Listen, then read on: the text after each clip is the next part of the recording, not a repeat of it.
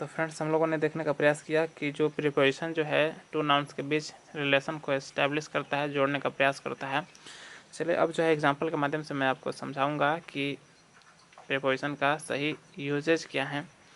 तो मैंने आपको यहाँ पे 2 एग्जांपल लिखे हैं, ठीक है, और ये आपको जो है बताने हैं, जैसे कि she has complained against Ram and I. Next जो है she has complained against Ram and me. तो इसमें जो है which one is wrong and which one is right. तो आई होप आप जो है आपका इसमें जो है पॉइंट क्या होगा रॉन्ग राइट करने का। तो क्या ये सही लिखा गया है? तो ये सही है। ये क्रॉस किए गए हैं तो क्या ये गलत है? तो ऐसा नहीं है। ये जो है आपका ये सही नहीं है। ये जो एग्जाम्पल है एब्सोल्युटली रॉन्ग है और सेकंड जो है एब्सोल्युटली राइट है। क्यों? क्योंकि क्योंकि अगेंस्ट एक प्रीपोजिशन है, अब और प्रीपोजिशन के बाद जो आने वाले जो नाउन होते हैं वो सब्जेक्टिव केस में नहीं होते, जबकि आई जो है सब्जेक्टिव केस में है। सब्जेक्टिव और ऑब्जेक्टिव केस, मेरा कहने का तात्पर्य यही है कि सब्जेक्टिव केस यानी कि एज अ यूज होगा सब्जेक्ट के स्थान पे, और ऑब्जेक्टिव केस इट मीन्स कि एज अ यूज होने वाला ऑब्जेक्ट के स्थान पे, ठीक है। तो यह चूँकि आई जो है सब्जेक्टिव केस है, इसलिए एग्जाम्पल एब्सोल्युटली रॉन्ग हो गया। और नेक्स्ट जो है अगेंस्ट प्रीपोजिशन है और राम एंड मी, यानी ये मी जो है ऑब्जेक्टिव केस है, इसलिए एग्जाम्पल एब्सोल्युटली राइट हो गया। तो इसका जो है कॉन्सेप्ट बन के आता है कॉन्सेप्ट नंबर 1। कॉन्सेप्ट नंबर 1 है कि after preposition objective case is used, ठीक है। यानी प्रीपोजिशन के बाद जो है ऑब्जेक्टिव केस का यूज किया जाता है। Objective case not subjective case, it means कि सब्जेक्टिव ऑब्जेक्टिव केस आप समझ रहे होंगे। यानी कि मैं अगर बताऊँ कि आई सब्जेक्टिव केस है और इसी का ऑब्जेक्टिव केस जो होता है मी हो जाता है। सब्जेक्टिव केस यू है, ऑब्जेक्टिव केस यू ही होता है। सब्जेक्टिव केस दे होगा, ऑब्जेक्टिव केस देम हो जाएगा। सब्जेक्टिव केस ही होता है, इसका हिम हो जाता है।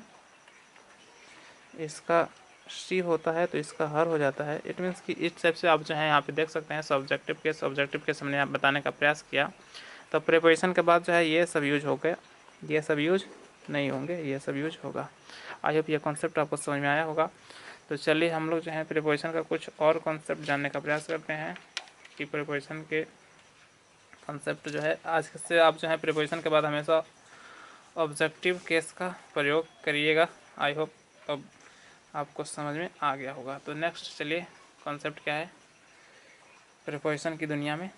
तो देखिए एग्जांपल है आई abstain from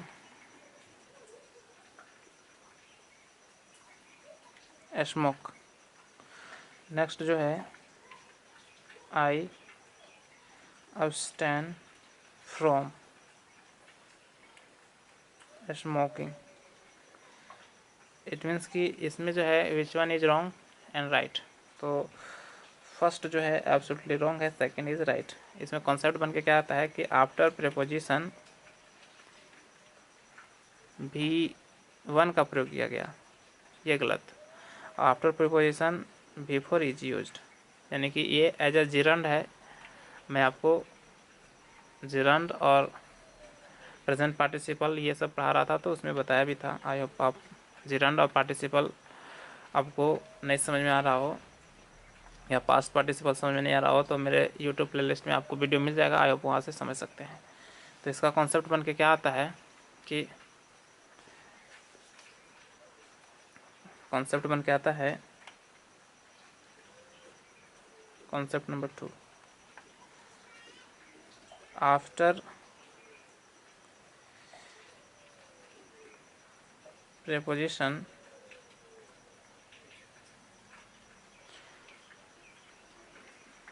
gerund is used, यानी कि आपको समझ में आ रहा होगा जिरंड इट मीन्स की V4, ठीक है। यानी कि ये कॉन्सेप्ट आपको समझ में आया होगा। तो चूँकि फ्रॉम के बाद स्मोकिंग है इसलिए सही हो गया, और यहाँ पे V1 था इसलिए गलत हो गया। तो आई होप ये कॉन्सेप्ट समझ में आ गया। तो मेन कॉन्सेप्ट आपको मैं यहाँ पे एट ए ग्लांस दे देता हूँ।